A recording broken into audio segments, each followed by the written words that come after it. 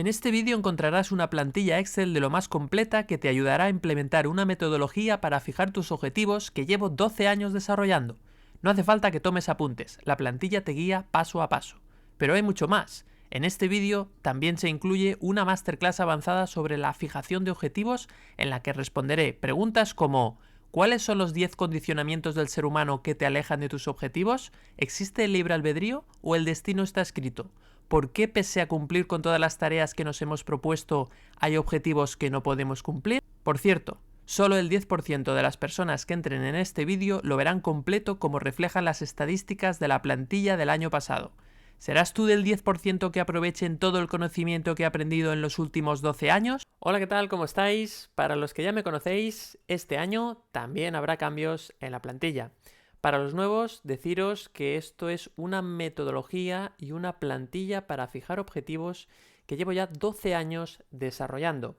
Si tenéis curiosidad y queréis saber un poquito más sobre la historia de este proceso, en el vídeo de la plantilla del año 2023, en el minuto 1, explico un poquito la historia de esta plantilla y de esta metodología.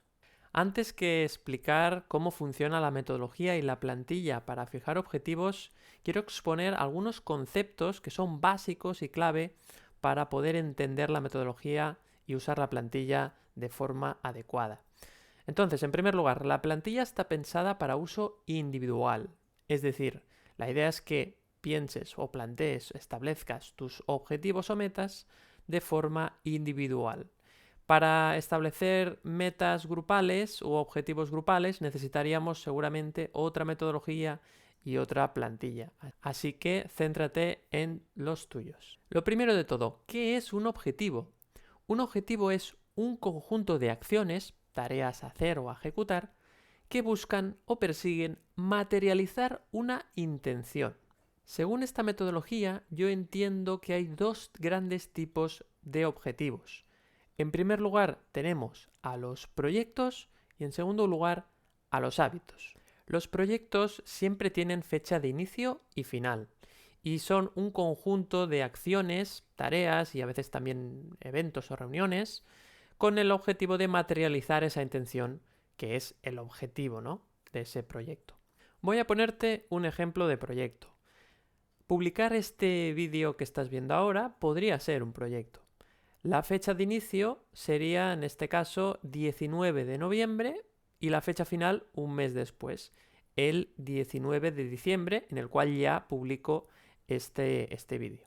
Y luego tendría que hacer un listado con todas aquellas tareas necesarias a completar para que se materialice este vídeo que estás visionando ahora. La primera tarea que hice fue adaptar la plantilla de 2023 al año de 2024, a las fechas de 2024. Luego también hice algunos cambios pertinentes, luego hice el guión del vídeo, otra tarea es la grabación, otra tarea es la edición del vídeo, otra tarea es la descripción que voy a poner en YouTube, etcétera, etcétera, y así con todas las tareas necesarias para poder publicar el día 19 de diciembre este vídeo. Tal vez ahora te estés preguntando, ¿entonces todas esas tareas las tengo que anotar aquí en la plantilla de los objetivos? No, las tareas irían en otro lugar, seguramente en otra plantilla o en otra aplicación que ya uses, en la cual vas dando salida a todas las tareas que tienes que hacer en un plazo de 1 o 2 semanas como mucho. Esto es importante porque a veces confundimos la perspectiva macro, que sería la perspectiva de los objetivos, con la perspectiva micro, que sería la perspectiva de las tareas o de los eventos. Así que en esta plantilla solo nos vamos a centrar en la perspectiva macro. Y ahora me falta explicar el otro tipo de objetivos, que son los hábitos. Los hábitos, a diferencia de los proyectos, no tienen fecha de final. Tienen fecha de inicio, pero en principio la idea es que se mantengan en el tiempo. Por lo tanto, esa es la primera diferencia. La segunda es que normalmente los hábitos suele ser una sola tarea que tengo que ir repitiendo. Ejemplos de hábitos: dedicar cada día 15 minutos a meditar, dedicar cada día 20 minutos a hacer ejercicios de fuerza a través de la calistenia, es decir, con mi propio peso. caminar cada día 40 minutos. Y así podríamos seguir con muchos ejemplos más. Bien, ahora lo que quiero explicar es ¿qué hay que hacer entonces con los objetivos? Hemos visto que hay dos tipos, proyectos y hábitos, pero ¿qué hay que hacer con ellos? Básicamente tres cosas. Primero, escogerlos y definirlos bien. Segundo, hacer su correspondiente seguimiento. Y tercero, ver qué aprendizajes me ha llevado el hecho de establecer ese objetivo. Y eso evidentemente se hará a posteriori, independientemente de que hayamos completado o conseguido ese objetivo o no. Y para todo esto usaré la plantilla Excel. Es decir, habrá un apartado de definición y selección de objetivos, habrá otro de seguimiento de esos objetivos y por último uno para los aprendizajes. En la plantilla veréis que hay un apartado de selección y otro de seguimiento para los proyectos y lo mismo para los hábitos, es decir, tenemos 4 hojas. En el caso de los aprendizajes hemos hecho una hoja común para todo tipo de objetivos. Y antes de entrar en la plantilla, quiero explicar 3 ideas muy importantes, para mí son básicas, y es un poco lo que he ido aprendiendo a lo largo de estos años, sobre la definición de objetivos en general, sin entrar en si se tratan de proyectos o de hábitos. La primera idea es que hay que fijarse el mínimo de objetivos posible. La tendencia siempre es a fijarse en muchos objetivos. Yo recuerdo que las primeras veces, creo que el primer año, me puse 42 objetivos, lo cual es una auténtica locura y evidentemente cumplí menos de una cuarta parte. Entonces, tenemos que ponernos pocos objetivos. Luego hablaremos del marco temporal también, que es algo importante, pero sobre todo los mínimos posibles.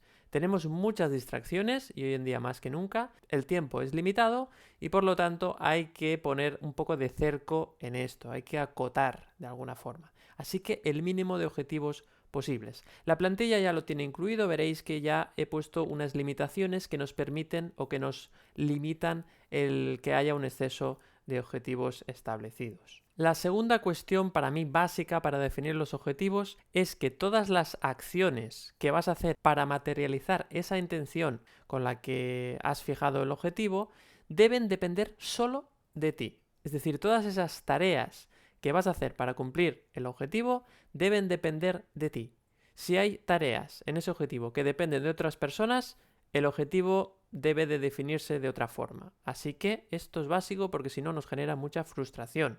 Si mi objetivo es encontrar trabajo, pues ese objetivo no está bien definido porque aunque esa es la intención, yo me tengo que centrar en las tareas que puedo hacer yo. Hay una tarea que la hace la empresa, por ejemplo, que es contratarte y eso no depende de ti. Así que voy a enfocar el objetivo de forma que todas las tareas son las que yo puedo hacer. Que puede ser pues, revisar los portales donde hay ofertas, prepararme la entrevista, actualizar mi currículum, etcétera, etcétera. Y la tercera idea es algo que voy a desarrollar ampliamente porque es el gran aprendizaje de estos últimos 12 años con esta metodología y con esta plantilla. El año pasado ya incidí en este tema. Los que ya me conocéis ya sabréis seguramente de qué voy a hablar. Pero es que esto es vital. O sea, lo que voy a explicar ahora es mucho más importante que los objetivos, que la plantilla, que este vídeo, que este canal de YouTube y que todo YouTube entero. Es decir, es muy, muy, muy importante y quiero aprovechar tu interés con esta plantilla para que te des cuenta de esto que te voy a contar y que le des una vuelta y que lo reflexiones. Se trata de dos verdades incómodas o dolorosas para el ego.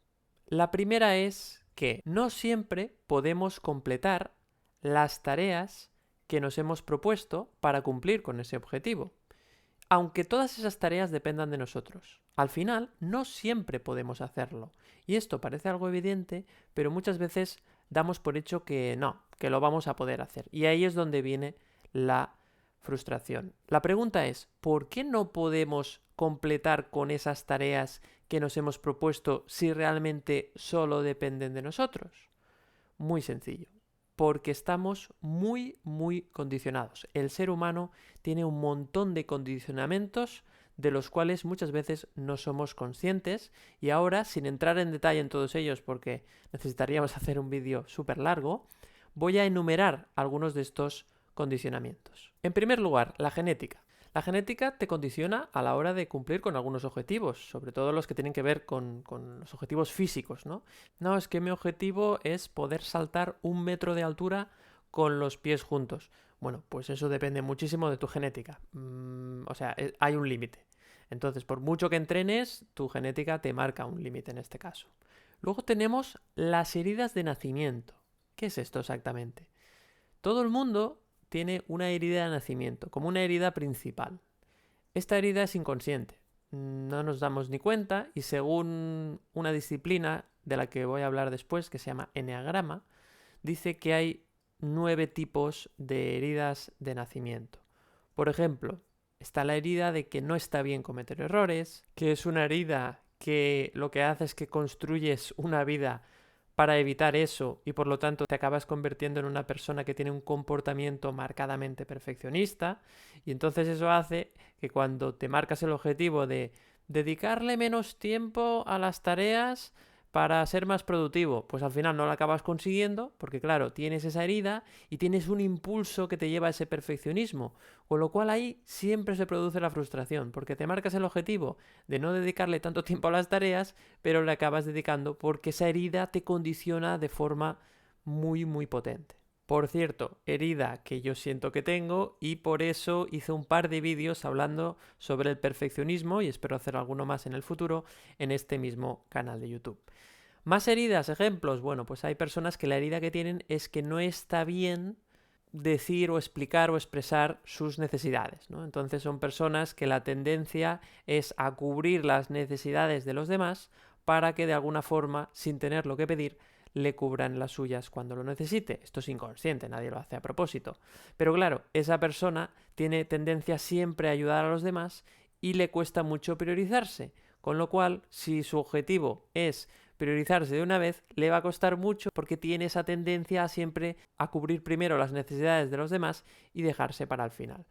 Y como estas podría, bueno, en el caso del eneagrama define 9 heridas y 9 comportamientos principales. No voy a definirlos uno por uno porque alargaría mucho el vídeo, pero es un campo interesante a indagar y luego volveré a citar esta herramienta. Vamos con el tercero, que son los traumas o emociones atrapadas de sucesos que han ocurrido a lo largo de nuestra vida, muchos de ellos en la infancia, pero pueden ser en otras edades, y que eso, pues de alguna forma no se han liberado esas emociones, no se ha superado ese trauma, no se ha trascendido, y eso hace que tengamos un comportamiento condicionado en relación a ese trauma. El cuarto condicionamiento, seguro que lo conocéis, que son las creencias. Para mí las creencias son cómo tú crees que deberían de ocurrir las cosas o cómo tú crees que deberían de comportarse las personas, incluido a ti mismo o a ti misma. Por lo tanto, nosotros, en base seguramente a esa herida de nacimiento o a los traumas emocionales o a las creencias que hemos adquirido, especialmente en la infancia, de nuestros padres y de nuestro entorno, pues tenemos un sistema de creencias, ¿no? Que se va modelando más o menos a lo largo de las experiencias que vamos viviendo, pero que sí que es bastante fijo y que cuesta bastante de cambiar. Incluso cuesta de reconocer porque muchas de estas creencias son inconscientes. Entonces, estas creencias sobre cómo interpretamos que debería de ocurrir las cosas o de comportarse las personas nos condicionan muchísimo a la hora de cumplir con objetivos que de alguna forma están en oposición a nuestras creencias. El quinto condicionamiento tiene que ver con nuestro cerebro y es una parte de él de la que habla mucho la psiquiatra Marian Rojas y es el sistema reticular de activación ascendiente, que básicamente es aquel ejemplo tan típico de que las mujeres embarazadas ven embarazadas por todas partes y si te has comprado un coche, ese modelo de coche lo empiezas a ver por todas partes también. Es decir, es un poco como nuestro cerebro enfoca su atención en aquello que le interesa.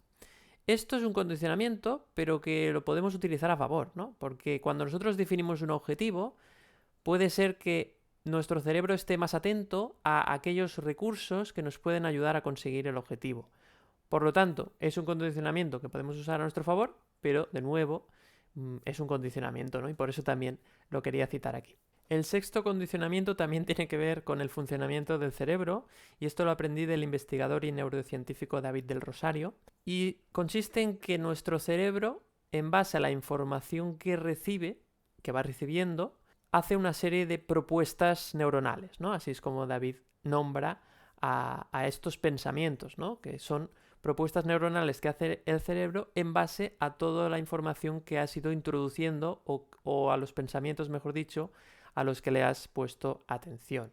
Así que si tú estás todo el día viendo las noticias, es normal que los pensamientos que aparezcan en tu mente, es decir, esas propuestas neuronales, tengan que ver con desgracias o con desastres, que es un poco la información que recibes de las noticias de televisión o de los periódicos, por ejemplo, ¿no? Así que mucho cuidado con la información a la que te expones, y estos son medios de comunicación, pero también personas, porque te vas a contagiar, es decir, tu cerebro te va a proponer pensamientos relacionados con esa información que estás consumiendo. Así que en este condicionamiento podríamos decir que podríamos incluir la influencia del entorno. El séptimo condicionamiento son los sesgos cognitivos. Este tema es algo que me parece apasionante. De hecho, hice un pequeño estudio sobre los 70 sesgos cognitivos que afectaban a la productividad personal o a nuestro rendimiento. ¿Y qué es un sesgo cognitivo? Bueno, un sesgo cognitivo es como una pequeña trampa, es un atajo que utiliza nuestro cerebro para poder tomar decisiones más rápido, ¿no? Es decir, son criterios que usa para tomar decisiones más rápido. Pero esos criterios muchas veces no son rigurosos y muchas veces nos condicionan a la hora de tomar decisiones que necesitaríamos tomar para cumplir con esos objetivos, con lo cual nos juegan en contra si queremos que esos objetivos se cumplan. Pongo un par de ejemplos. El sesgo cognitivo del descuento hiperbólico, que hace que nuestro cerebro, cuando se encuentra con alguna recompensa que puede obtener de forma inmediata, prioriza eso, le da más valor a eso, que una recompensa que puedes obtener a lo largo del tiempo, es decir, más en un futuro. Por ejemplo, si tú estás con un hábito que sabes que te va a dar un buen beneficio, pero que necesitas implementarlo y por lo tanto necesitas tiempo para obtener ese beneficio, pues la tendencia es que el cerebro escoge aquellas cosas que le dan un beneficio más inmediato y posponen, por lo tanto, o no hacen o no cumplen con ese objetivo que te daría una recompensa en el futuro. Así que este sesgo nos condiciona de forma negativa para cumplir nuestros objetivos. Y otro sesgo podría ser la ilusión de control, que justamente es lo que estamos tratando ahora. El ser humano tiene la tendencia a creer que tiene control sobre algunas cosas, pero en realidad no tiene el control sobre eso, ¿no? Y justamente todos estos condicionamientos que estoy explicando están apoyando la idea de que no tenemos tanto control como creemos a la hora, por ejemplo, de implementar o de cumplir con un objetivo. El octavo condicionamiento son las hormonas y los neurotransmisores. Hormonas como el cortisol, la testosterona, los estrógenos o la oxitocina. Y neurotransmisores como la dopamina, la serotonina o las endorfinas. ¿Y cómo nos condicionan? Pues estos neurotransmisores y hormonas tienen un efecto muy notable en nuestro estado de ánimo.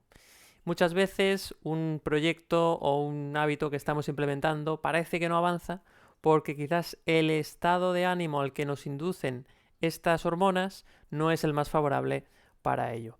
Así que es muy importante tener en cuenta qué acciones, qué cosas podemos hacer para tener una correcta regulación de las hormonas que haga que tengamos un mejor estado de ánimo para conseguir los objetivos. Muchas de estas acciones que podemos hacer para tener una buena regulación de nuestra salud hormonal tienen que ver sobre todo con la alimentación, con el descanso y también con el ejercicio físico. Noveno condicionamiento: los cronotipos y los ritmos circadianos. Todo esto tiene mucho que ver, ciertamente, con las hormonas, con el punto anterior, pero aquí hacemos referencia especialmente a cómo varía nuestra energía a lo largo del día, especialmente la energía mental.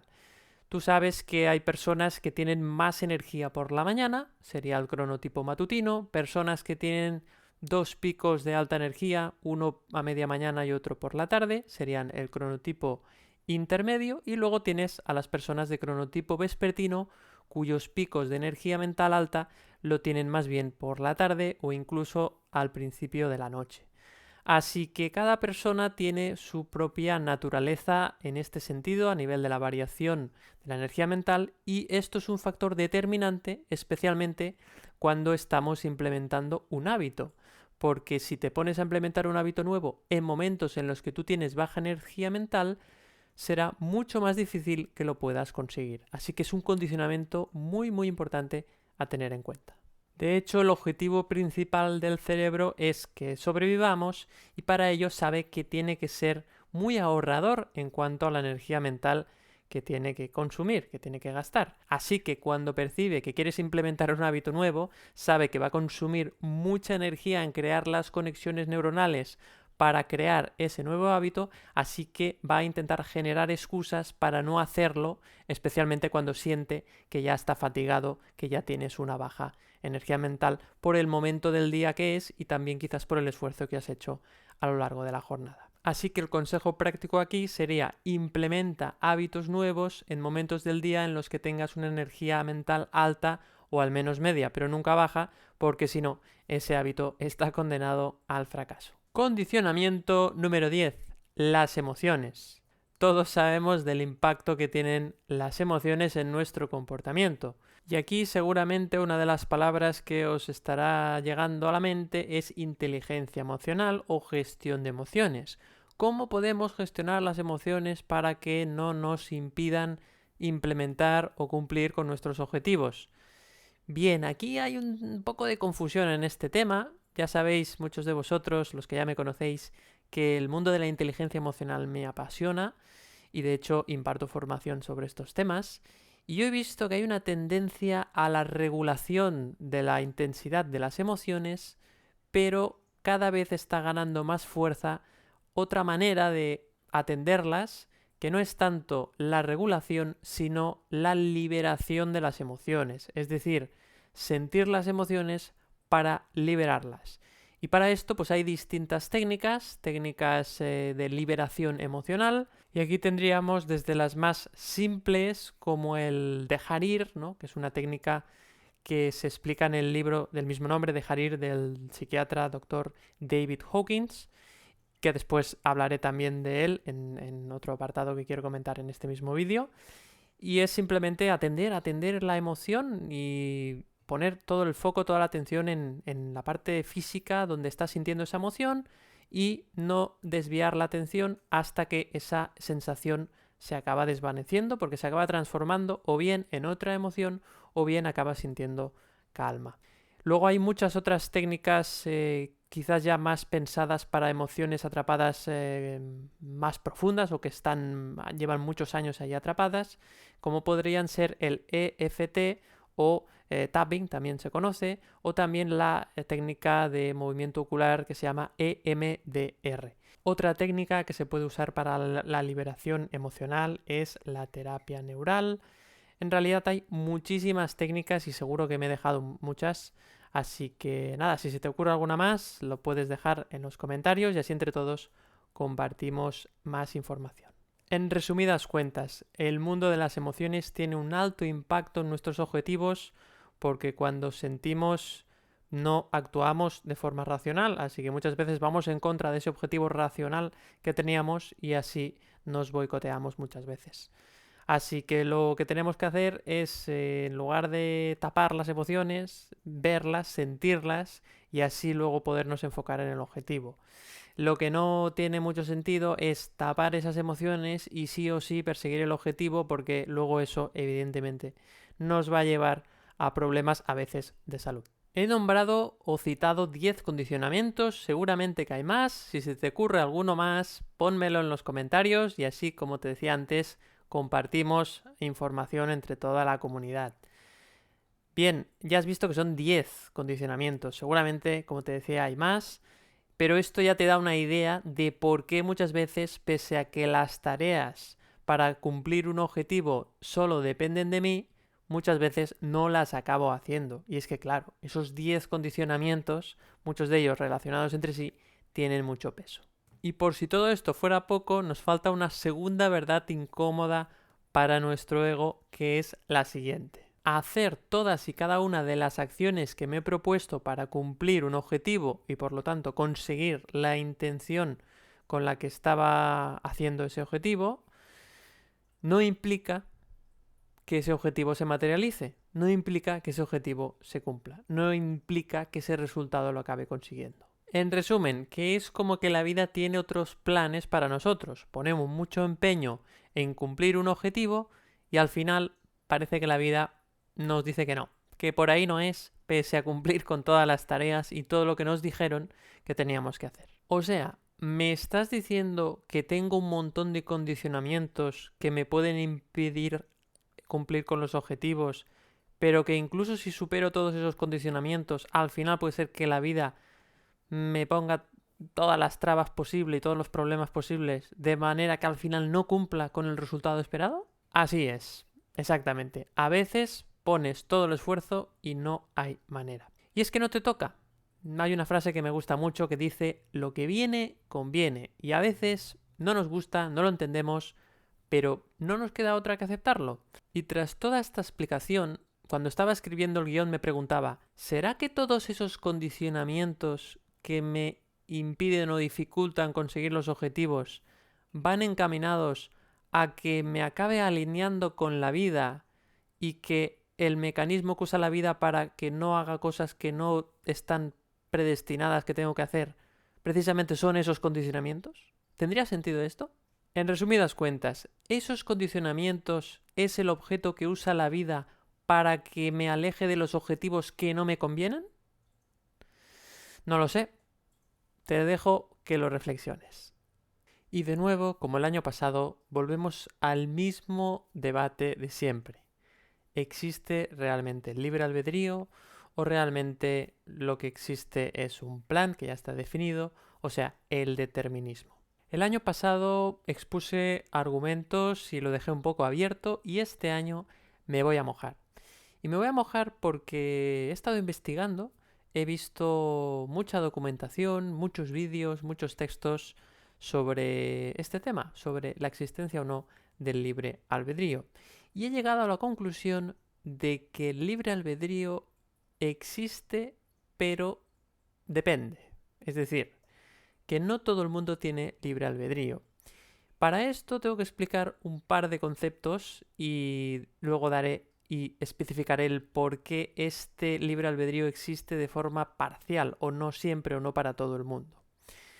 Estos dos conceptos son el concepto del ego y el concepto del ser. El concepto del ego es una idea mental que tiene cada uno de nosotros sobre nosotros mismos, es decir, todo aquello con lo que te identificas. Tú te identificas con tu historia personal, lo que te ha pasado, tu entorno, tu familia, tu profesión, tus estudios, todo lo que, tus gustos, tus sueños, tus deseos, tus objetivos, es decir, todo aquello con lo que tú te identificas es una idea mental que le llamamos ego. Y el ser es la conciencia que está detrás de ese ego, es decir, lo que tú eres en realidad. Tú eres el ser esencial, el observador. Siempre pongo dos ejemplos muy claros que son el ejemplo del videojuego. El ego sería el personaje del videojuego y el ser sería el jugador, el que está con el mando jugando a ese videojuego.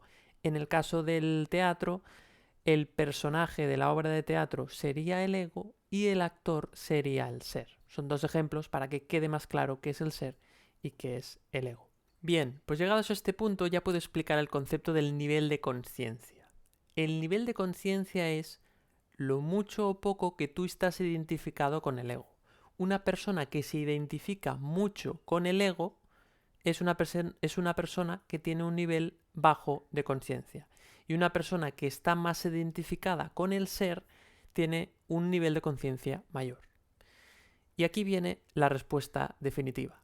El libre albedrío solo existe a partir de determinado nivel de conciencia.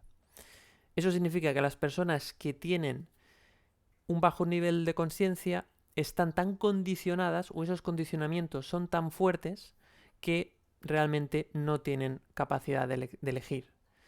En cambio, las personas que tienen un nivel de conciencia mayor sí que tienen unos segundos, vamos a decir, antes de tomar las decisiones. Es decir, tienen tiempo de tomar una decisión que realmente cambie lo que van a vivir.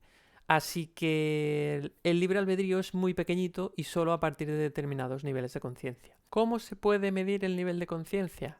Bien, pues de nuevo voy a citar al conocido psiquiatra, el doctor David Hawkins, que en sus libros expone el mapa del nivel de conciencia. Y básicamente es una tabla donde expone los distintos niveles de conciencia. ¿Puedes saber tu nivel de conciencia en el que estás?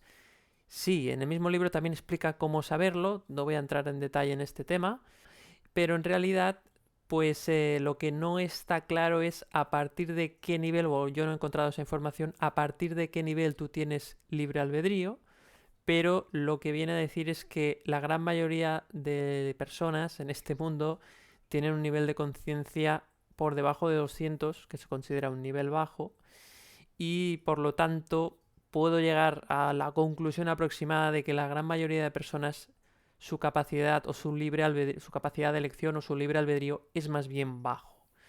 Entonces, a efectos prácticos, el libre albedrío es casi inexistente, pero hay personas que sí lo tienen, por eso no puedo afirmar que no existe el libre albedrío.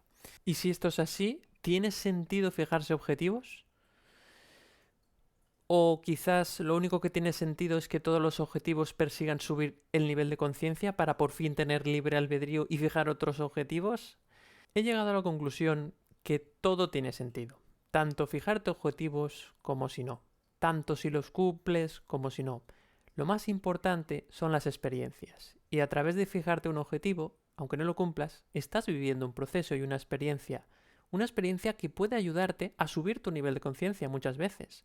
Así que no te rayes mucho, no te preocupes. Si tú sientes que quieres fijar los objetivos, hazlo sin problema. Y si sientes que no, sin problema tampoco, no te sientas culpable, no pasa nada. Esa es un poco la conclusión a la que he llegado. Así que no hace falta que todos los objetivos te permitan subir tu nivel de conciencia, simplemente observa la experiencia. Y por eso, en la plantilla o en la metodología, he incluido ese apartado de aprendizaje. Es decir, al fijarme este objetivo, ¿qué he aprendido? ¿Qué he aprendido de mi condicionamiento? ¿Qué he aprendido de mí? ¿Qué he aprendido de cómo funciona la vida? Yo creo que eso es lo más interesante que podemos aprender a través de fijarnos objetivos. Vale, pero quizás ahora te has quedado con ganas de saber, pero ¿cómo puedo subir mi nivel de conciencia? A mí me pasaría lo mismo, yo también me lo estaría preguntando. Y para mí el subir el nivel de conciencia es como un cambio de percepción de la vida. La pregunta es, ¿cómo hacer eso? ¿Cómo aprender eso? ¿Cómo hacer ese cambio de perspectiva? Y aquí es donde entra el mundo de la espiritualidad laica. Significa una espiritualidad sin religiones, sin intermediarios, es decir, es un trabajo interno. ¿Cómo puedo trabajar esa espiritualidad? ¿Cómo puedo poner atención a esa espiritualidad? ¿O qué es exactamente? Bueno, en realidad al final es darte cuenta de que eres el ser y no el ego, es decir, es un proceso de desidentificación con el ego. No hay que matar al ego, no hay que destruir, porque no se trata de eso. El ego lo necesitamos para estar aquí, pero de alguna forma necesito identificarme y reconocer el ser. Darte cuenta de que eres esa conciencia que está detrás del ego, de que eres el observador. El tema de la espiritualidad, el camino de la espiritualidad, me encanta, me apasiona. Llevo ya unos cuantos años investigando sobre esto, experimentando. Al final es más experimentación que investigación, en el sentido de que la espiritualidad hay que sentirla. No se puede, es decir, no tiene mucho sentido estudiarla desde el punto de vista teórico, es algo experimental. Pero bueno, hay mucha información al respecto que nos puede ayudar a llegar a esa experimentación. Y decir también que, bueno, algunas recomendaciones que os puedo dar, un poco lo que yo he ido viendo, ¿no? Os recomiendo mucho la obra del psiquiatra del doctor David Hawkins. Por ejemplo, los dos libros por los cuales es una buena idea empezar es el de El poder contra la fuerza y el de Dejar ir, que es el otro que he comentado antes, en el cual explica la técnica de liberación emocional y todo esto. Entonces estos dos libros son muy potentes. Luego hay otros libros que me han ayudado, El poder de la hora de Eckhart Tolle, por ejemplo, está muy bien, y toda su obra también. Luego tendríamos, a mí me impactaron mucho los libros de Gary Renard, en concreto, bueno, tiene 4, pero el primero me impactó mucho, que se llama La desaparición del universo. Luego también un libro que se cita en todos estos que he comentado es el libro El curso de milagros, que es un curso pero en formato libro, es muy potente. Y luego pues podría citar varios otros maestros, ¿no? A mí hay uno especialmente que me gusta mucho, que es Sergi Torres, ¿no? Sergi Torres encontraréis muchísimos vídeos suyos en YouTube y me parece un maestro excepcional. He tenido la suerte de ir a algún retiro con él y es fantástico. La verdad es que es una persona, es un maestro, es un maestro. Entonces, bueno, pues a través de esto, pues he ido un poco desarrollando mi nivel de conciencia, pero eso es algo que dura toda la vida. Es decir, eso no es una, no es no es un título, sino que es algo que vas a trabajar toda la vida, hasta el último día, y por lo tanto es un camino, no es una meta, no es un objetivo. A medida que vas haciendo este proceso, te vas alineando un poco más con la vida y vas entendiendo o te va siendo más fácil practicar la aceptación. Cuando ocurre algo que no te gusta, bueno, de alguna forma lo acabas aceptando mejor, ¿no? Porque entiendes que la vida tiene otros planes y que esos planes realmente te convienen, aunque en ese momento tu ego te diga que no. Que siempre te va a decir que no, claro. El ego quiere tener la razón y quiere que hagas exactamente lo que tenías pensado, pero eso la mayoría de veces o muchas veces no sucede y es mejor que sea así. Entonces, simplemente esto lo he explicado para que se entienda el cómo puedes aceptar esa idea incómoda para el ego, obviamente, como os decía al principio, de que muchas veces los objetivos no se cumplen, pero es que no se tenían que cumplir. ¿Y qué podemos hacer con la otra verdad incómoda? Esa de que a veces, bueno, la que tiene que ver con los condicionamientos, ¿no? La que tiene que ver con que realmente me pongo a hacer una tarea, la quiero hacer, pero al finalmente no la acabo haciendo o no acabo cumpliendo con el objetivo. Bien, pues aquí entra el camino del autoconocimiento. Verás que espiritualidad y autoconocimiento son dos, vamos a decir, no sé si disciplinas o grandes, en realidad es un conglomerado de disciplinas o de ideas o de conceptos, explicaciones que realmente se acaban fusionando, ¿no? Llega un punto donde autoconocimiento y espiritualidad van totalmente de la mano, para mí ya son lo mismo, pero hay otras personas que el tema de la espiritualidad no les resuena y entonces solo se centran en el autoconocimiento. Pero para mí es ya lo mismo. Si tuviera que escoger dos de las disciplinas dentro del mundo del autoconocimiento que más me han ayudado, estas serían el eneagrama, que os he citado antes, que es un poco un mapa de la personalidad, que define 9 tipos de personalidades principales y que esto tenía que ver con uno de los condicionamientos que os decía al principio, que era la herida de nacimiento, que he citado antes también. Y bueno, básicamente pues es una herramienta que te ayuda tanto a conocerte a ti mismo como a conocer cómo funcionan los demás y cómo son los condicionamientos de los demás. Entonces aquí hay muchos divulgadores. Los primeros divulgadores, bueno, la primera persona que introdujo esto era George Gurdjieff. Oscar Ichazo, que era discípulo de George, hizo un poco, desarrolló más el eneagrama y luego otra persona muy conocida en el mundo hispano también, Claudio Naranjo, pues el de las enseñanzas de Oscar Ichazo, pues él ahí siguió desarrollando el eneagrama y luego pues ya muchos otros divulgadores han ido expandiendo esta herramienta, ¿no? A través sobre todo de la obra de Claudio Naranjo. Uno de los divulgadores que más me gusta en este sentido es Borja Vilaseca, que tiene infinidad de vídeos también aquí en YouTube, muchos hablando sobre el eneagrama, pero también sobre otros temas de autoconocimiento. De hecho, él también habla mucho del concepto de la espiritualidad laica. Es muy interesante también su trabajo. Y luego, pues hay otras personas que se dedican a divulgar el eneagrama, ¿no? Por ejemplo, hay una chica que está mucho en Instagram y TikTok, que se llama Eneatípica, su nombre es Ana Ceres y habla mucho del eneagrama de una forma muy, muy amena, muy divertida. Luego están Alberto Peña, Jordi Pons, hay muchas personas que están divulgando por los medios digitales que tenemos hoy, YouTube, redes sociales, que realmente nos acercan, ¿no? Todo este conocimiento. Me dejo muchos, pero bueno, estos son los que yo he aprendido más de ellos. Y luego la segunda disciplina del autoconocimiento que también me ha aportado mucho y que conozco desde hace menos tiempo, al menos en profundidad, es el diseño humano, que te dice un poco cómo funcionas tú, cómo estás diseñado, cómo atraes oportunidades, cómo debes tomar decisiones, cómo procesar la información, dónde tu energía es fija y constante y qué cosas te drenan la energía, aspectos de tu vida en los que estás más influenciado por los demás y que pueden ser fuentes de aprendizaje para ti, qué cosas o criterios debes seguir para estar más alineado con tu vida y no sentir que las cosas no funcionan. o tus habilidades y dotes innatos, ¿no? Realmente te aporta una información muy personalizada, muy específica, que para mí ha sido uno de los grandes descubrimientos. Y en este sentido, yo tengo dos referentes que son una pareja, que es Ana y Kenai, se llaman Mi Carta de Diseño Humano y publican mucho contenido, tanto en YouTube como también en redes sociales, en Instagram y TikTok. Y luego también me gusta mucho el podcast de Rachel Breitenbucher, creo que se pronuncia así, ya me dirás, Rachel, que realmente trata el diseño humano de una forma muy cercana e incluso cuestiona algunas de las cosas y creo que tiene una visión crítica muy interesante. Así que estoy encantado con el diseño humano y todos los aprendizajes que me han aportado. Y decir que, por supuesto, os lo recomiendo, que indagáis, ¿no? Y que primero busquéis información en las páginas web. De hecho, de todo lo que estoy explicando voy a poner referencias en la descripción, ¿de acuerdo? De todos los libros, autores, tendréis ahí referencias, de forma que este post o este vídeo de YouTube sea también como una biblioteca de recursos, ¿no?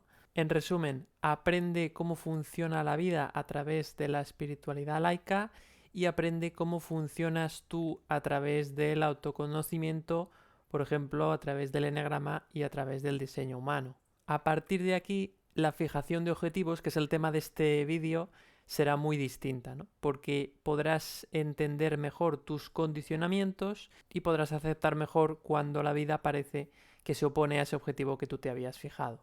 Incluso es probable que después de ver este vídeo o llegados a este punto, pues ya para ti ya no tenga sentido usar una metodología para fijar objetivos, ni una plantilla, ni siquiera fijar los objetivos. Y como te decía antes, pues no hay ningún problema. Está bien tanto fijarse objetivos como no fijárselos. Eso sí, si quieres fijártelos, ahora sí, por fin, te recomiendo que sigas aquí atento porque ahora te explicaré la metodología paso a paso usando la plantilla para fijar objetivos que he diseñado, en este caso en formato Excel. Y aquí la tenemos. Esta es la plantilla para fijar los objetivos en formato Excel.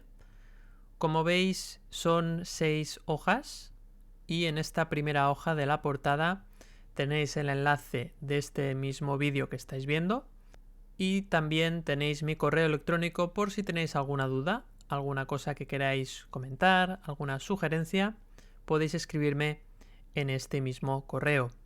Por otro lado, ahora es un buen momento también para suscribiros a mi canal de YouTube, que lo podéis hacer en este enlace, por si queréis seguir viendo contenido parecido al que he venido publicando relacionado con la fijación de objetivos y otros temas relacionados con autoconocimiento y también desarrollo personal y profesional.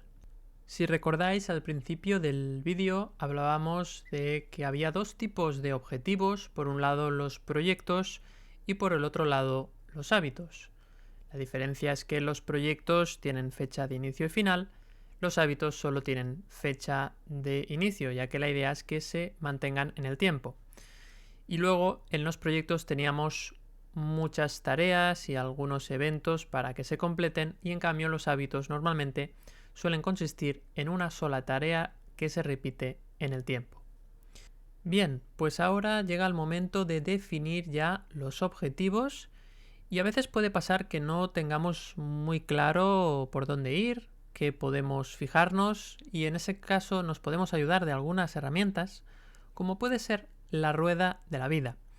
Esta herramienta muy conocida en el mundo del desarrollo personal la explico en un vídeo específico en el cual no solo explico cómo usarla, sino también aviso de algunos peligros, de algunas dificultades, de algunos problemas que nos puede dar el mal uso de esta herramienta para que esto no te genere frustración, sino que sea una ayuda para definitivamente fijar tus objetivos. Así que dejaré el enlace de este vídeo sobre la rueda de la vida en la descripción de este vídeo por si te sirve de ayuda. Vamos a empezar ahora con la selección de los objetivos que son proyectos. Así que vamos a la pestaña de selección y aparecemos en esta hoja en la cual vamos a seleccionar cuáles van a ser nuestros proyectos. En primer lugar tenemos la columna C en la cual definimos o tenemos que definir el proyecto de la forma más concreta posible y también es muy importante que sea con un marco temporal de máximo un mes. Eso significa que puede ser que el proyecto sea algo muy grande, puede ser que sea algo que dure un año, pero la idea es que aquí en cada fila del Excel debes escribir la parte que corresponde a un mes. Por ejemplo, en mi caso, un proyecto podría ser publicar un nuevo vídeo para mi canal de YouTube. Así que en la fecha de inicio pongo, en este caso, 1 de enero y me pongo como fecha final el 31 de enero. Es decir, este mes entero para realizar o para completar este proyecto de publicar el nuevo vídeo desde que se me ocurre la idea hasta que se publica en YouTube. Y aquí dentro entrarían evidentemente todas las tareas relacionadas, como pueden ser pues desde pensar la idea, escribir el guión, diseñar la miniatura, editar el vídeo, etcétera, etcétera. Las tareas, ojo, no van aquí, las tareas no irían en este Excel, en esta plantilla. Esto es la visión macro, la visión grande, y luego a medida que avancen los días y las semanas, iríamos añadiendo las tareas correspondientes a este proyecto en nuestro sistema de planificación, ya sea usando un Excel, usando una libreta o usando herramientas digitales como puede ser Trello, Microsoft To Do, Google Task, Microsoft Planner, Asana, ClickUp y todas las herramientas de listas de tareas de este estilo. Una vez hemos definido el marco temporal del proyecto, con ese mes que hemos comentado, es importante asegurarnos de que el proyecto tal y como se ha definido depende al 100% de nosotros cada tarea que se haga. En este caso, publicar un nuevo vídeo de YouTube. En mi caso sí que depende al 100% de mí porque de momento hago todas las tareas.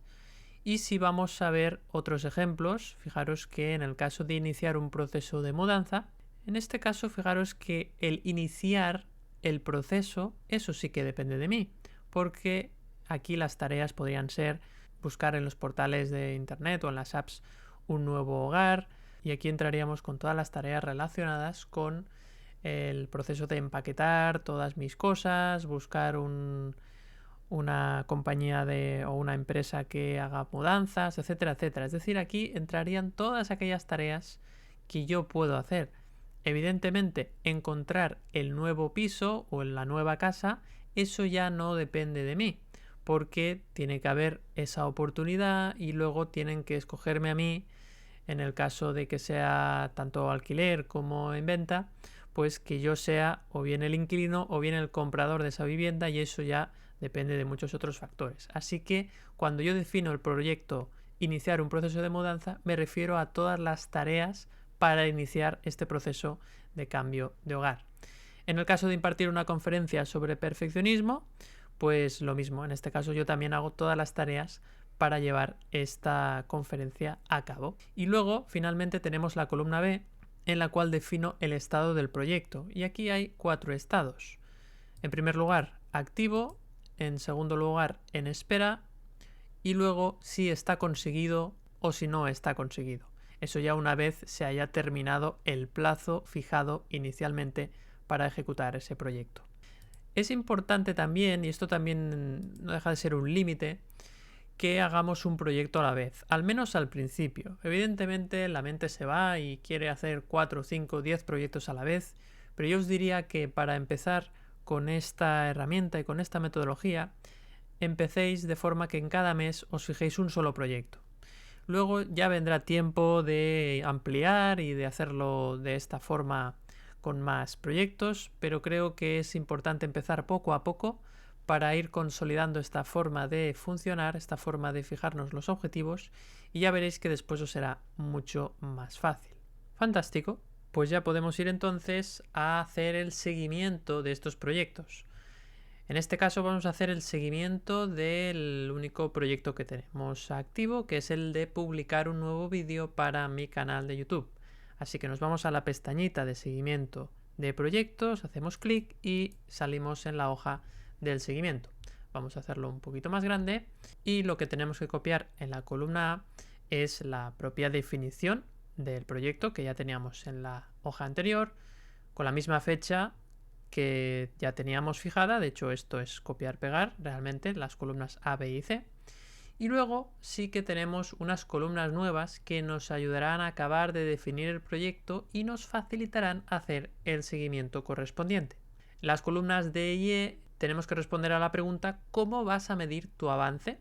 En este caso, en la columna D podemos anotar si lo vamos a hacer por tareas de referencia, grupos de tareas, hitos o entregas. En este caso hemos marcado 4 hitos, que son el guión, la grabación, la edición y la postproducción, como una especie de 4 subfases del proyecto o fases del proyecto para saber un poco si vamos bien o no. Lo que no tendría sentido aquí es anotar todas las tareas porque esta plantilla, como ya hemos dicho, está pensada para la visión o perspectiva macro. Bien, una vez ya hemos anotado esta forma de saber estas fases dentro del proyecto para saber cómo vamos, también es importante definir la frecuencia de seguimiento, si va a ser diaria o si va a ser semanal. Y finalmente, en las columnas F, G y H, tendremos que responder a la pregunta de cómo vas a decidir si sigues adelante con el proyecto una vez lo hayas ya iniciado. Esto ya estaba en la plantilla del año anterior y vuelvo un poco a todo lo que hemos visto a lo largo de este vídeo, lo que he explicado en la previa, en la masterclass, y es un poco el darte cuenta de que a veces o tus condicionamientos son demasiado fuertes o bien la vida te está diciendo que ese objetivo no es para ti. Y una forma de darte cuenta de esto es a través de estas columnas. En la columna del nivel de sacrificio, pues aquí un poco hago una reflexión, y podéis leer, en la cual pues explico que para mí el esfuerzo se mide en una escala del 1 al 10, en el que 1 es no esfuerzo o fluir, del 2 al 9 sería esfuerzo, a mayor número mayor esfuerzo, y el 10 sería el sacrificio, es decir, sería lo que menos te apetece hacer, ¿no? Si tuvieras 10 tareas, lo que te apetece hacer más sería el fluir y lo que menos sería el sacrificio. En este caso hemos puesto un 3, es decir, es algo que no es lo que hago o no es lo que haría si tuviera 10 tareas, no sería la tarea número 1 seguramente, pero bueno, sería quizás la número 3, con lo cual es algo que me gusta bastante. Luego el nivel de obstáculos es simplemente del 1 al 5 y aquí pues simplemente es ver si realmente estoy teniendo muchos problemas para publicar este vídeo del canal de YouTube, ¿no? Imagínate que me ha ocurrido que, de hecho, mira, aquí voy a poner un ejemplo real y es que en el proceso en el que estaba grabando este vídeo, pues se me ha estropeado uno de los micros que tengo, ¿no? Y si te fijas, el micro que uso en el vídeo, la parte del vídeo en la que no explico la plantilla, es un micro más bueno, donde se escucha más nítido, y en el micro que estoy usando ahora mismo, pues es un micro no tan bueno, ¿no? Y si alguien se fija, pues verá la diferencia del micro que uso mientras explico la plantilla y el resto del vídeo.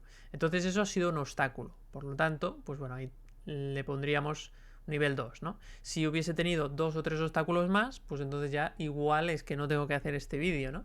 Así que bueno, de momento voy a cruzar los dedos, no vaya a ser que antes de terminar el vídeo tenga más obstáculos, pero de momento podría poner un 2.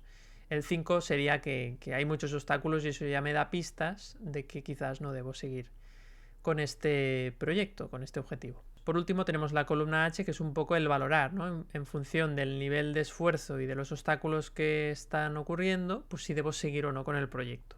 En este caso sí, pero imagínate que tengo un nivel de esfuerzo número 8 y un nivel de obstáculos 4, pues igual no me vale la pena seguir y es mejor abandonar el proyecto.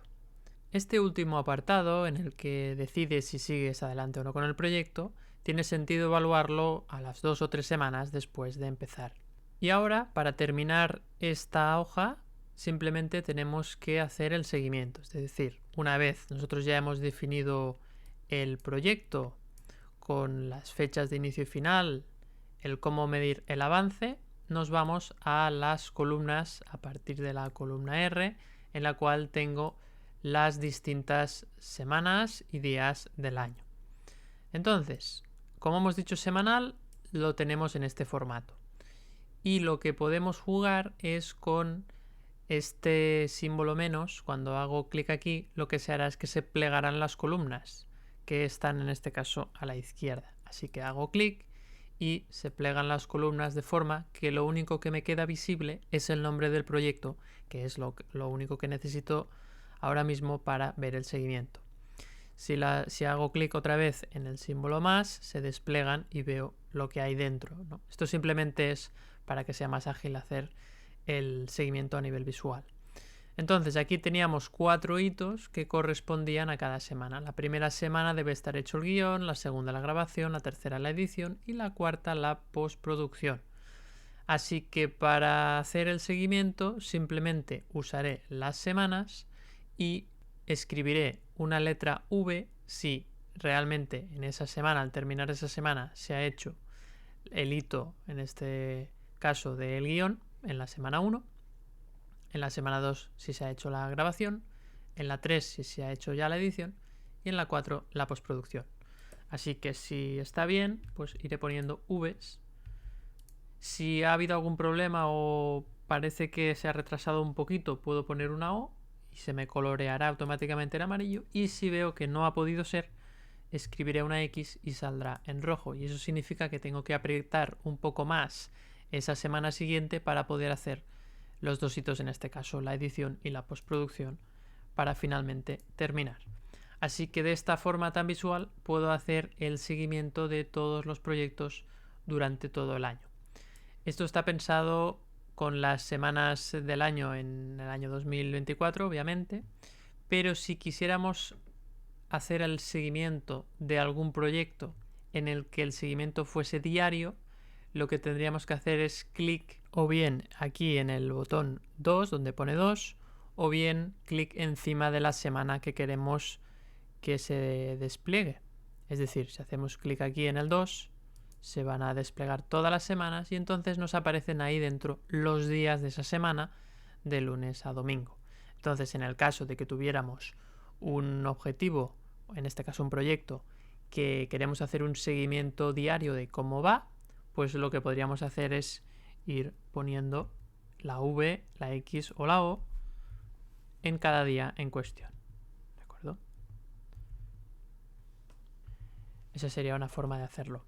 Es cierto que este formato semáforo, ¿no? El formato típico para saber cómo vamos, es un formato que no es el único que se puede usar aquí, porque tú en cada celda puedes escribir lo que quieras. Es decir, puedes poner un valor numérico, puedes escribir un texto, ¿de acuerdo? Un texto. Entonces ahí simplemente puedes usarlo como tú quieras. Entonces tú escoges cómo lo haces, cómo te entiendes y cómo te va mejor para ti. Habrá personas que quizás querrán escribir un texto de cómo ha ido esta semana el proyecto y entonces quizás sería interesante ubicarlo justo en la celda de la semana, ¿no? Y aquí escribirían el texto, el resumen de cómo ha ido la semana. Y esto puede ser interesante porque cuando lo veas todo, cuando ya termine el año o cuando termine el proyecto, tú, por ejemplo, puedes plegar aquí de forma que solo queden las semanas y entonces verías en el texto, en cada semana, en cada celda de las semanas verías todos los textos para ver el resumen, por ejemplo, de un proyecto que ha durado un año, ¿no? Y eso te podría servir, por ejemplo, a modo de memoria de un proyecto, que se ha dividido en distintos proyectos que cada uno de ellos dura un mes. Es un ejemplo. Así que esta sería la forma de hacer el seguimiento.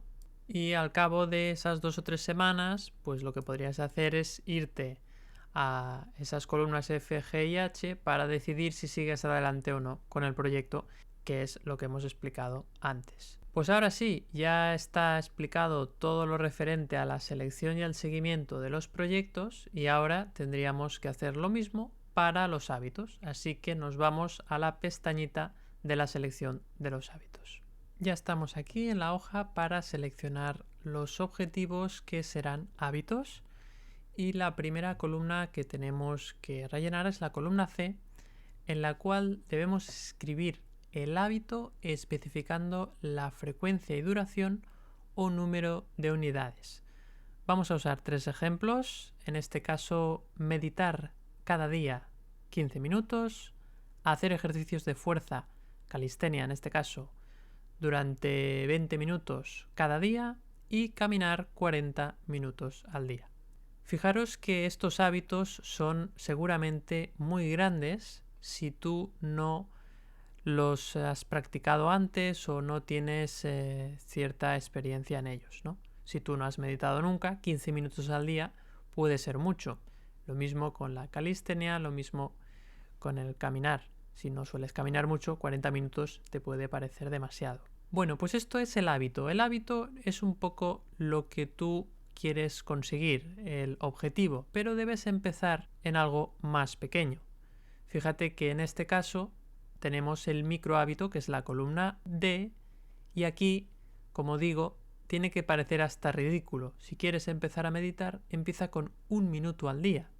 Si quieres hacer ejercicios de fuerza, 1 minuto al día. Caminar, 5 minutos al día. Es como la versión más pequeña del hábito. Y es muy importante empezar con esta versión micro, con esta versión muy pequeña, porque necesitamos vencer todas las resistencias y todos los condicionamientos. Recordad al principio del vídeo que hablábamos de esos 10 condicionamientos que tenemos. Tenemos muchas cosas en contra, así que vamos a ponérnoslo fácil y empezaremos venciendo las resistencias con un micro hábito en lugar de con el hábito final. Una cosa a tener en cuenta es que es más importante que los hábitos sean diarios que no que sean muchos minutos cada vez que nos ponemos con ellos. Es decir, es mejor caminar 5 minutos al día que caminar 3 veces a la semana 40 minutos. Porque aunque en volumen total de minutos sería más tiempo, 3 días, 40 minutos a la semana, lo que importa para nuestro cerebro es la repetición, ya que cada vez que repetimos un hábito, en nuestro cerebro se forma una nueva capa de mielina entre las conexiones neuronales de nuestro cerebro y esta sustancia lo que hace es que esa conexión entre neuronas sea más fuerte porque es mediante un medio físico. Eso significa que el hábito será más consistente. Así que a más repetición, el hábito se implementará con más fuerza en nuestra vida.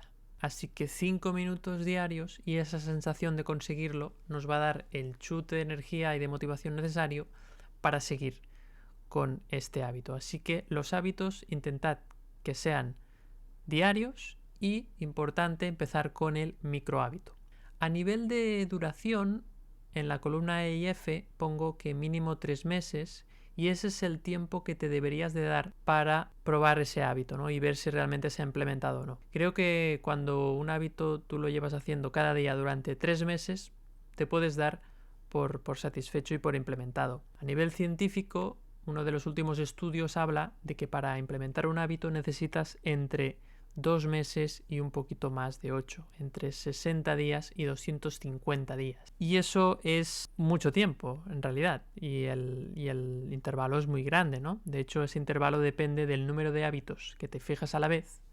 Por eso, fíjate que en la columna B ya te digo, máximo un hábito nuevo al mes, para no aumentar el tiempo necesario para implementar el hábito. Y la otra característica que hace que ese intervalo sea tan grande, de 2 meses a un poco más de 8, es también por la dificultad que tiene ese hábito para ti. Si es un hábito difícil o que no te gusta, pues evidentemente te va a costar mucho por esa fuerza que tienen los condicionamientos que hablamos en el principio del vídeo. Así que estimo que durante 3 meses, si has implementado ese hábito y te has puesto solo uno cada mes, pues creo que puede ser una buena manera para determinar que ese hábito ya se ha implementado. Y si a los 3 meses no hay manera y no lo has podido implementar, pues quizás sea el momento de abandonar ese hábito. Además de esto, en la columna B tienes el estado, como en el caso de los proyectos: activo, en espera, conseguido y no conseguido. En este caso tendremos uno activado y cuando se termine ese mes empezaremos con el siguiente, ¿no? Por ejemplo, meditar del 1 de enero al 31 de marzo, pero ya el 1 de febrero ya me pondré, mientras estoy con meditar, ya me pondré con la calistenia. Es decir, dejo pasar un mes entre cada hábito nuevo. Y finalmente, también como en el caso de los proyectos, la columna A, debo asegurarme que esa tarea que debo de hacer, esa tarea repetitiva, que es ese micro hábito, que dependa 100% de mí. Porque imagínate que fuese un hábito que no dependiese al 100% de mí, porque fuese, no sé, me lo invento, ir al gimnasio y resulta que el gimnasio solo está abierto 5 días a la semana y por lo tanto me limita, ¿no? Entonces, no, la idea es que sean cosas que puedes hacer tú sin necesidad de la ayuda de otra persona o de unas instalaciones o de una empresa o lo que sea. Así que ese es el objetivo y de esta forma definiríamos el hábito. En la pestaña de seguimiento que vamos a ver a continuación voy a explicar cómo ir avanzando, porque claro, tú puedes decir, bueno, pero este micro hábito es muy pequeño, yo quiero ver cómo voy avanzando, porque no me voy a quedar con 1 minuto de meditación al día. No te preocupes porque en el apartado, como te decía, del seguimiento explicaré cómo hacer ese incremento paso a paso para llegar finalmente al objetivo de cumplir con el hábito. Así que nos vamos directamente a la pestaña de seguimiento de hábitos.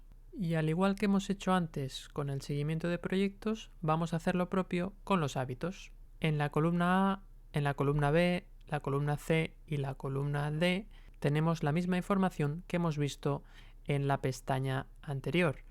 El hábito, el micro hábito y la fecha de inicio y la fecha final del seguimiento. En este caso hemos seguido el ejemplo de la meditación diaria y ahora vamos a completar unas nuevas columnas que nos ayudarán a hacer el seguimiento. En este caso las columnas E, F y G. Y tenemos que responder a la pregunta de cómo vamos a implementar el micro hábito. En primer lugar, en la columna E nos pregunta, ¿vas a usar algún facilitador para implementar tu micro hábito? Un facilitador puede ser una tarea, puede ser también algún tipo de ayuda, puede ser digital, puede ser algún aparato, puede ser un lugar, pueden ser muchas cosas, pero básicamente es un contexto, unas condiciones que me van a ayudar a implementar el micro hábito que quiero implementar. En este caso, si quiero hacer meditación, un facilitador puede ser usar una meditación guiada, podría ser tener un espacio dedicado a esa meditación, una alfombra o hacer alguna tarea que te recuerde que tienes que meditar. El facilitador no es obligatorio, pero sí que nos puede ayudar a favorecer la implementación del micro hábito. En la columna F tenemos que anotar a qué hora del día vamos a hacer el micro hábito. Esto es importante porque se recomienda que la hora del día en la que pongamos el micro hábito siempre sea la misma, por aquello de que nos va a ser más fácil recordar que tenemos que hacer ese micro hábito. En este caso, también es muy importante tener en cuenta uno de los condicionamientos principales que afectan a los hábitos y es tu energía mental que tienes en ese momento del día en el que haces el micro hábito. Más que nada porque las personas que tienen más energía por la mañana será más fácil que los hábitos los implementen si los hacen por la mañana. Y lo mismo con las personas que tienen más energía en el mediodía o por la tarde o por la noche. Lo mejor será que siempre hagan los hábitos en los momentos en los que tienen más energía mental. Y finalmente nos falta la frecuencia. En este caso, la frecuencia es diaria. Y es que, como hemos dicho en el apartado anterior, nos interesa que la frecuencia sea diaria para que se implemente el hábito con mayor fuerza. Así que estas 3 columnas nos ayudarán a acabar de definir cómo vamos a implementar el micro hábito. Y ahora vamos con las columnas H, I y J, que como en el caso de los proyectos nos ayudarán a decidir si seguimos con este objetivo, en este caso con este micro hábito o hábito. Más o menos un mes después del inicio con este micro hábito, la idea es medir tu nivel de esfuerzo o sacrificio, tu nivel de obstáculos y así decidir si seguir o no con ese hábito. Como esto ya lo he explicado antes, no voy a incidir más, pero es una buena manera para saber si tenemos que abandonar o continuar con el hábito tras un tiempo. Y finalmente pasamos ya a las columnas a partir de la letra M en las que haremos el seguimiento. En este caso el seguimiento, como es diario, pues ya tenemos directamente desplegadas todas las columnas y lo que podemos hacer, eso sí, es plegar, en este caso, la columna del hábito para que tengamos el hábito y el micro hábito. En este caso vamos a empezar con el hábito de meditar 1 minuto al día y empezaremos lunes 1 de enero y iremos marcando si lo hemos hecho o no. En este caso, si lo hemos hecho, marcaríamos una V y si no lo hemos hecho, marcaríamos una X. En este caso, la letra O no haría falta, pero bueno, si hay algún día que hemos cumplido algún hábito que sea la mitad, Por ejemplo, imagínate que es meditar 2 veces al día y solo meditas una, bueno, pues entonces ahí podrías usar la O para indicar que solo se ha hecho una vez. En todo caso, la idea es que iremos marcando si cumplimos o no cumplimos y de esta forma iremos viendo si se está implementando este hábito o no. En este caso, las semanas las podemos usar, por ejemplo, para cuantificar cuántos días hemos cumplido. Por ejemplo, en este caso sería 6. En este caso, si marcamos aquí, por ejemplo, 2 más, pues sería esta semana solo lo hemos hecho 3 días. Bueno, serían distintas formas para hacer el seguimiento de ese microhábito. Otra cosa que podemos hacer utilizando estas mismas columnas es ir incrementando el microhábito. De hecho, lo que podemos hacer es duplicar el hábito y el microhábito, y lo que podríamos hacer es ir marcando cuántos minutos estamos meditando cada día, ¿no? Entonces, por ejemplo, pues la primera semana marcamos 1, la segunda también, y a partir de la tercera imagínate que nos animamos y ya hacemos 2 minutos. Bueno, pues sería una forma, numéricamente, podríamos ir marcando, ¿no? Y así iríamos aumentando hasta llegar a los 15 minutos, ¿no? Podríamos ir duplicando, ¿no? Por ejemplo, las primeras 2 semanas 1 minuto, las siguientes 2 minutos, lo que sería la semana 5 y la semana 6, por ejemplo, serían 4 minutos y así hasta llegar a los 15. Si vemos que hay alguna semana que tenemos problemas y que nos cuesta mucho, pues volvemos a la semana base, a la semana del microhábito inicial, que sería 1 minuto diario. Así que con este doble registro podríamos tener en la fila, por ejemplo aquí en la fila 5, el número de minutos que tenemos que hacer el microhábito y en este caso la 4, si lo hemos hecho o no. Bueno, pues es una forma de hacerlo y así lo podríamos hacer con todo tipo de hábitos. Así que esto es todo lo relacionado con el seguimiento de los hábitos. Lo puedes personalizar a tu gusto. Esa es la gracia de usar la plantilla Excel. Y finalmente solo nos falta ver qué hay en la hoja de los aprendizajes. Así que vamos a ella. En primer lugar, decir que en esta hoja de aprendizajes combinaremos tanto los proyectos como los hábitos. Simplemente, cuando ya haya pasado un determinado tiempo, pues no sé, cada 3 meses, por ejemplo, cada 6 meses, podemos anotar en la columna A todos los proyectos y hábitos que nos hemos ido fijando, y la idea es que en la columna B pondremos si los hemos conseguido o no, simplemente. Por lo tanto, proyecto o hábito, si lo hemos conseguido o no, y en la columna C pondremos todos aquellos aprendizajes que nos ha supuesto fijar este objetivo. Da igual si lo hemos conseguido o no, simplemente es una forma de sacar el provecho del proceso de fijar objetivos. Y creo que esto es lo más importante de esta metodología, de esta plantilla y del simple hecho de fijar objetivos. Esto refuerza todo lo que hemos visto en el apartado inicial de este vídeo, todo lo que he explicado al principio de este vídeo.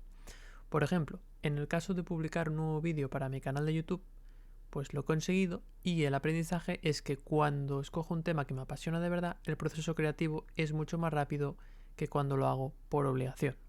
En el caso de iniciar un proceso de mudanza, la paciencia y la confianza en el proceso me ha ayudado mucho a vivir este proceso de cambio con mayor tranquilidad. Fue muy importante hacer una gran limpieza de todas mis pertenencias antes de la mudanza. Siguiendo el ejemplo de Marie Kondo con la magia del orden, ¿no? Por ejemplo, pues muy interesante cuando haces una mudanza es hacer este proceso de eliminar toda esa ropa que ya no usas, lo mismo con el resto de objetos. Y eso te hace ahorrar muchos viajes. En el caso de impartir una conferencia sobre el perfeccionismo, en este caso el aprendizaje fue que como el tema me apasiona, pues ha sido un proyecto muy estimulante y me ha ido muy bien hacerlo de forma intensiva, en un corto espacio de tiempo hacerlo todo. En el caso de la meditación, en este caso no lo he conseguido, y aquí lo que he visto es que estoy en un periodo de muchos cambios y tal vez no sea una buena idea implementar muchos hábitos nuevos a la vez. Que me ha ocurrido lo mismo con el caso de caminar, que no lo he conseguido, y en el caso de hacer ejercicios de fuerza, esto sí que lo he conseguido y ha sido una gran lección, ya que me siento más en forma y con un estado de ánimo más agradable que me ayudará a tener una visión más optimista de las cosas que me suceden. En la columna D hacemos un análisis más concreto de qué factores de los 10 que hemos visto al inicio del vídeo nos han condicionado más a la hora de cumplir o no con el resultado, ¿no? Por ejemplo, en el caso del vídeo de YouTube, hacer todo en poco tiempo de forma intensiva me ha ayudado porque cuando alargo el proceso pues me da más pereza. En el caso de la mudanza ha sido muy importante liberar mis emociones cuando sentía que había bloqueos, ¿no? Porque a veces las emociones nos pueden condicionar a que pues no iniciemos ese proceso y lo dejemos para más adelante. En el caso de la conferencia, empecé creando la estructura inicial y luego enseguida me puse con la creación de la presentación. Al hacerlo todo en poco tiempo me ha salido muy fluido. En el caso de la meditación, aquí el nivel de energía, el cronotipo en mi caso, ha sido clave, ¿no? Y al no escoger quizás un horario adecuado a mi cronotipo, pues lo que pasa es que hacer ese hábito en momentos de baja energía mental muchas veces me da pereza, me cuesta más y no lo acabo haciendo. Así que si más adelante me pongo de nuevo con este hábito, mi mejor momento sería, por ejemplo, pues a media mañana. En el caso de hacer ejercicios de fuerza, pues el aumento de la testosterona, y entraríamos en el condicionante hormonal, el aumento de la testosterona al hacer ejercicios de fuerza me lleva a un estado de ánimo muy agradable que me facilita querer seguir con este hábito, ¿no? Y aquí también tiene influencia la dopamina, en este caso este neurotransmisor, que me ayuda porque me da esa sensación de satisfacción de querer seguir con este hábito. Y en el caso de caminar, pues en este caso me ha dado mucha pereza salir porque hace mucho frío en invierno y tal vez sería más fácil empezar con una cinta de caminar o de correr en casa para tenerlo más a mano. Bueno, pues esa sería una opción. Finalmente tenemos la columna E, que esta es una columna que se debería de hacer ya pasado seguramente un año, ¿no? Un año después de implementar ese hábito o proyecto. Pues aquí es un poco el ver qué pasó con tu vida, ¿no? Y qué había detrás de esos objetivos. En el caso de iniciar un proceso de mudanza, bueno, pues al final se encontró un hogar en el tiempo establecido, con lo que hacer la mudanza tenía sentido en ese momento. Bueno, eso es un poco la vida te estaba diciendo que efectivamente tenías que cambiar de lugar y se te facilitó que finalmente encontrases un piso o una casa para vivir y que las condiciones pues se dieran para que hicieses el cambio. En el caso de la meditación, en ese momento de mi vida necesitaba simplificarlo todo a la mínima expresión y tenía más sentido quitar cosas que añadirlas. Entonces no era ese el momento para iniciar este hábito. En el caso de caminar 40 minutos, con el tiempo descubrí que el mejor momento para caminar era justo después de comer, aunque la pereza de hacerlo en ese momento era máxima, ¿no? Pues imagínate que al cabo de un tiempo aprendiste esto y te diste cuenta de que podías hacerlo de otra forma. Fíjate que al final estos aprendizajes, para mí, como he dicho antes, es lo más importante de esta plantilla, porque es cuando tú realmente creces, cuando evolucionas y cuando esta hoja realmente le da sentido a fijarse objetivos. Al conseguirlos o no, al final es un poco anecdótico. Así que aquí termina la explicación de la plantilla. Espero que te sea muy útil y tengo un último mensaje para ti. Honestamente, después de esta edición de 2024, no sé si en 2025 tendrá sentido volver a hacer un vídeo, porque creo que el nivel de desarrollo del tema ya ha sido muy completo, muy extenso. Claro que puedo hacer algún cambio en el Excel, pero creo que lo más importante para fijar objetivos casi ya está dicho, ¿no? Y es verdad que esto lo pienso todos los años, pero creo que este año es ya como que tiene mucho peso todo lo que he dicho, como para que no haya muchos más cambios. Lo que sí que voy a hacer es que el año que viene voy a publicar la misma plantilla Excel de 2024, pero con las fechas para 2025. ¿Y dónde lo podrás encontrar? Pues en este mismo vídeo, es decir, en la descripción de este vídeo de YouTube ya aparecerá esta es la versión o este es el enlace para descargarte la versión de la plantilla para 2025. Así que si el año que viene dices, ostras, ahora quiero la misma plantilla pero para 2025, pues la encontrarás aquí en la descripción de este mismo vídeo. Y poco más que añadir, ha salido un vídeo mucho más largo de lo que me pensaba, pero creo que para mí era importante compartir todo este conocimiento. Me encantará saber qué te ha parecido en los comentarios. Por supuesto, siéntete libre de darle un like o de suscribirte al canal si te parece interesante. Y finalmente, un fuerte abrazo y feliz aprendizaje. Hasta pronto.